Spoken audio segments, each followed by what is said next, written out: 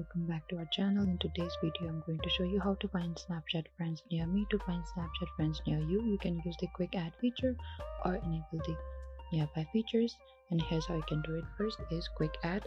First of all, launch your Snapchat app in your mobile device, and after that on the top right corner there's the add option. Tap on that.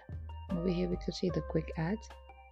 Snapchat suggests friends based on your phone contacts, mutual friends, and other connection. To use quick add, simply you can go over here, or you can simply go back and on the top left corner there's your profile icon. Select that.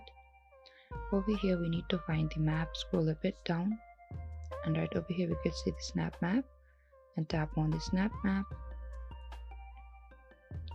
and once enabled scroll a bit down and simply tap on the screen under the map, and you'll be able to find Snapchat friends. And this is it. Thank you for watching this video. I hope I could help you. Do not forget to like, subscribe, and hit the bell notifications icon for more upcoming uploads.